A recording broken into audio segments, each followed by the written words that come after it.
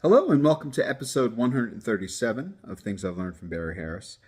And today I thought we would discuss the idea of, on a dominant chord, what Barry calls the three important arpeggios.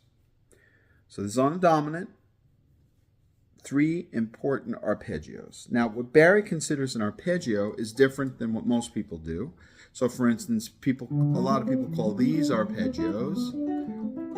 Barry calls those chords. So in other words, like let's say if we take D7, there's our D7. We have thirds, which is play a note, skip a note, play a note. And then we have triads, which is play a note, skip a note, play a note, skip a note, play a note. So those are triads.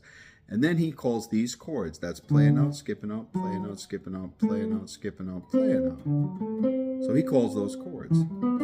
Now what he refers to as arpeggios is a triad with the bottom note repeated on top again. So for instance, for D7, one of the important arpeggios is found on the root, which gives you this D major arpeggio. D, F sharp, A, and then we'll put D on top again. Now the next thing he had us do all the time was he said invert. So now we'll start on the F sharp. So the third of the D major, but we're still only going to do D major notes. D, F sharp, A, D. That's it. Now we'll start on F sharp though. F sharp, A, D, F sharp. So there's our inversion. Now we'll start on the A. So every time the bottom note and the top note are the same. And then back to the first one again. And then he would say come down and go back up again.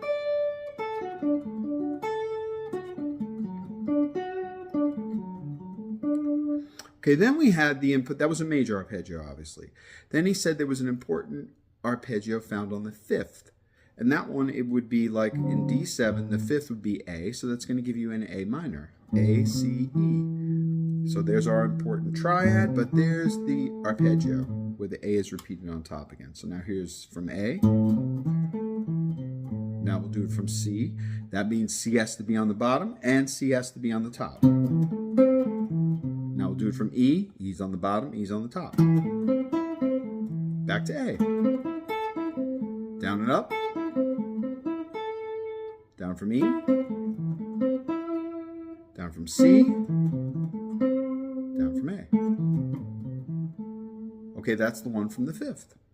Then we have the important arpeggio from the flat seventh, which is going to be C. And it's going to give us C major, which is close to the A minor, yes, but one note difference. So now we have C, E, G. There we go. So now we got C on the bottom and C on top. Just a regular C major arpeggio. Invert and invert. Start from the top.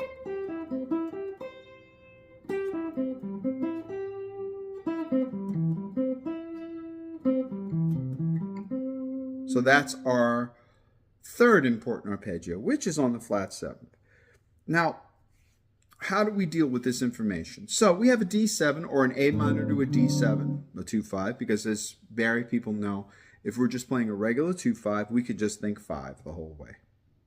So let's say we started on the tonic, a D, we ran up to the third, and then we put a half step between the third and the second, and we stopped at E. Now, when we stop at E, that's an interesting thing because E is the third of the C major arpeggio, or it's the fifth of the A minor. So what if we said that was coming down the A minor arpeggio from the E? So let's see.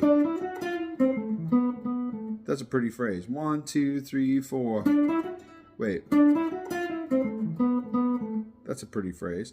What if we made that a C major arpeggio instead of the A minor? So we'll say that's a pretty phrase. That's a pretty phrase. So that's the important arpeggio from the from either the seventh or that was from the fifth. But look, what if we did this? That time when I got up to the F sharp, I said F sharp is the third of the D major arpeggio. So we got this. That's a nice one. I've never played that, I don't think. I love that sound. So that was just coming down the D major arpeggio from the F sharp. And then I just put 1/2 step, which is pretty. So that's a nice one. Or that's a really nice one. How about if I came up the D major one? That was nice. That time I came up D major. Then I came down a note and I ended on the C. So now I'll come up the, let's say, the C major arpeggio. That's a nice one. That's a nice phrase. It's a very nice phrase. What if I did surrounded the D? That's a nice one. So we're going to surround the D and then come up the important arpeggio. 1, 2, 3, 4. Oh, I like that one. That time I surrounded the D, came up the D major, then I put a 1/2 step. When I got down to the C, I came up C major. Something like that was. Or something close to that. But you see all the different ways you can use this arpeggio going up, this arpeggio going down. These are really great. Now, what I started looking at too is, if you think about it, every note of the D7 scale is going to be within one of these arpeggios, either the D major, the A minor, or the C major, except for one note, and that's the 6th, the B. The B is not in any of them. So let's take a look. The D is obviously in the D major. The E is in 2 of them. It's in A minor, but it's also in E major, which is nice. The 3rd of E major or the 5th of A minor. The F sharp is in the D major, which is nice. The G is in the C major. The A is in the A minor. Or the A is the 5th of the D. The B is the different note. That's the note that's not in either. Or any of the 3, I should say. Then you have the C, which is also the 3rd of the A minor, or it's also the root of the C major. And I like them going up or coming down. That's a nice one. See, that's a pretty thing to do. So you say, okay, from the flat 7th, there's a bunch of stuff I can do. And this is where you start to really use all of the things you already know how to do, and you're putting them together. So you say, okay, the C, that's the flat 7th. Now, the one that I do to death is this pivot. I do that to death.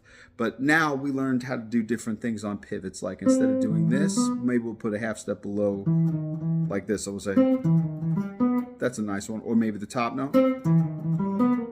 That's a pretty one. So you could do that from the 7th.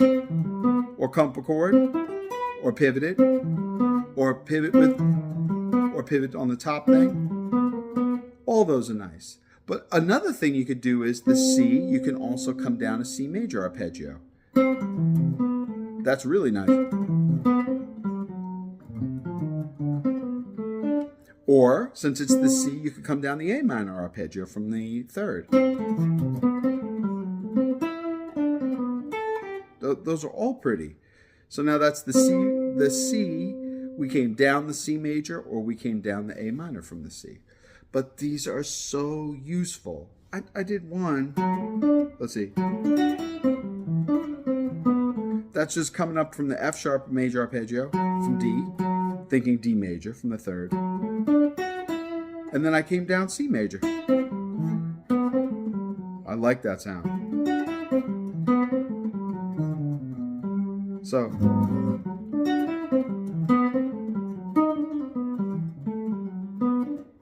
I mean, those are really pretty. So that's why we got to really get into those arpeggios.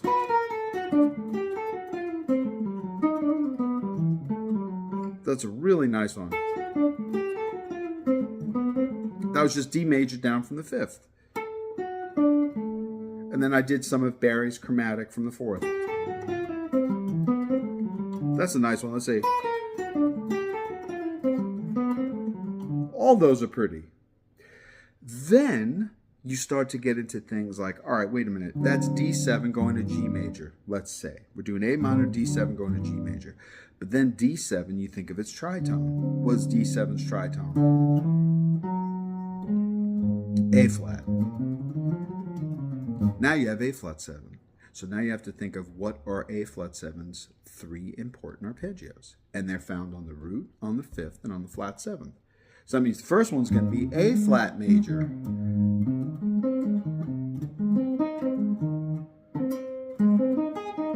The second one that's going to be found on the 5th is going to be that E flat minor.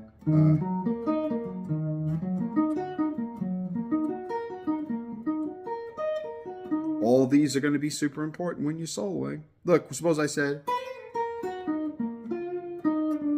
that's a nice one. I came down the important arpeggio from the 5th, starting on the 5th of the E flat minor. That's a pretty one. So watch. That's really pretty. What if I came down the A flat major arpeggio? That's pretty.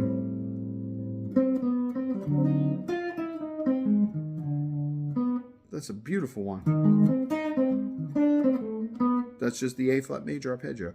The last one is the one that's found on the flat 7th of A flat, which would be G flat major. So what if I said, look, 1, 2, 3. Or I could have come down the arpeggios, so let's do that. So see, look, that's G flat major. So you're going to use these all the time. So these important arpeggios are really important. And when you really get to see them in all the positions, especially for us guitar players, they're very effective. And they're going to be, you'll just be able to throw them in as another part of your thing that you do, like chords up and down, half step belows, chromatic scales, pivots. It just becomes another part of your playing. So I hope you enjoyed that and continued practicing with your important arpeggios. Until next time.